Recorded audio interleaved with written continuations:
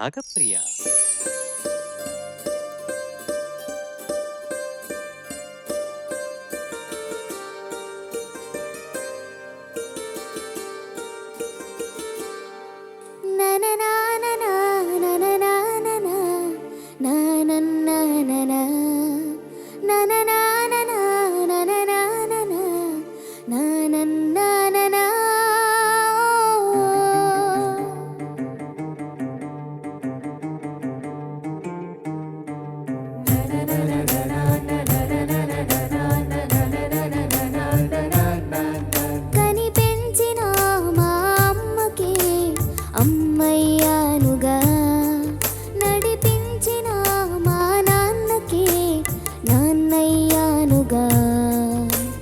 ఒకరిది కన్ను ఒకరిది చూపు ఇరువురి కలయిక కంటి చూపు ఒకరిది మాట ఒకరిది భావం ఇరువురి కలయిక కదిపిన కథ ఇది ప్రేమ ప్రేమ తిరిగొచ్చే తీయగా ఇది ప్రేమ ప్రేమ ఎదురొచ్చే హాయిగా ఇది మనసును తడిపిన క్షణము కదా.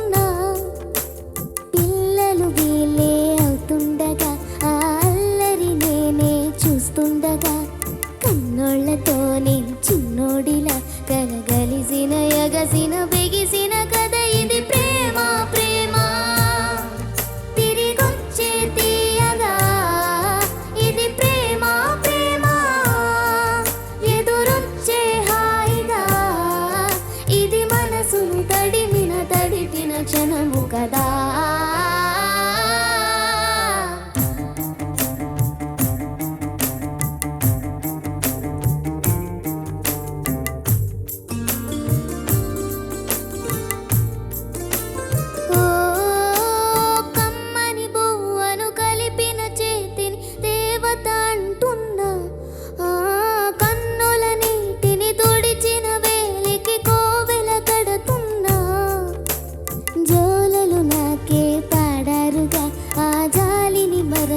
పోలేనుగా నిరూపిన ఊయల నా హృదయ పులయలలో పదిలము కథ ఇది ప్రేమ ప్రేమ తిరిగొచ్చే తీయగా ఇది ప్రేమ ప్రేమ ఎదురొచ్చే హాయిగా ఇది మనసును తడిపిన క్షణము కదా.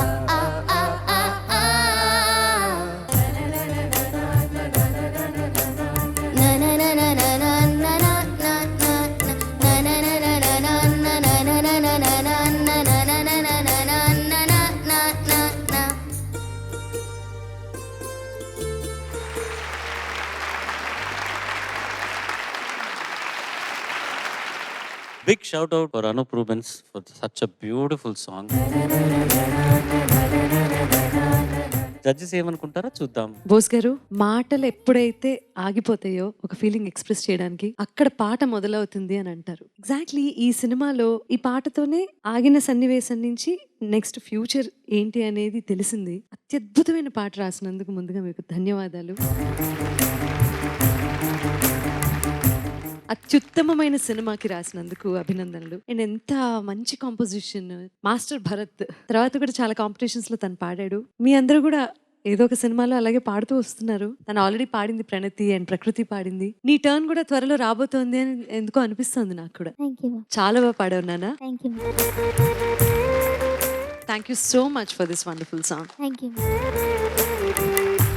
యాగప్రియ చాలా బాగా పాడావు నాన్న. చాలా నమ్మకంతో పాడావు, చాలా విశ్వాసంతో పాడావు. పాడుతున్న ప్రతి పదం కూడా ఎంతో ధైర్యంగా పాడావు, చాలా అందంగా పాడావు. ఈ సందర్భంగా ఇది బంధాలు అనుబంధాలకు సంబంధించి, ఫ్యామిలీ రిలేషన్ అంటే కుటుంబ బంధాలకు సంబంధించిన పాటలు ఆ ఎపిసోడ్ కాబట్టి ఒక విషయం చెప్పాలి. మన భారతీయ వివాహ వ్యవస్థ కావచ్చు, మన కుటుంబ వ్యవస్థ కావచ్చు, మన నమ్మకాలు, మన పద్ధతులు, మన ఆచారాలు ఇవన్నీ ప్రపంచానికి ఆదర్శం. ఇందులో అణుమాత్రం కూడా అనుమానం లేదు. ఎందుకంటే పిల్లలందరం చూస్తున్నాం, మీ బంధాలు మీ అనుబంధాలు చెప్పినప్పుడు వాళ్ళ అమ్మమ్మలతో వాళ్ళ నానమ్మలతో కలిసి దిగిన ఫొటోస్ మనం ఈరోజు చూస్తున్నాం. నేను ఈ మధ్య పాశ్చాత్య దేశాలకు చాలా సందర్భాల్లో వెళ్ళినప్పుడు అక్కడ బాగా ఆధారం ఉన్న వృత్తి అంటే తెలుసా ఈ రోజుల్లో?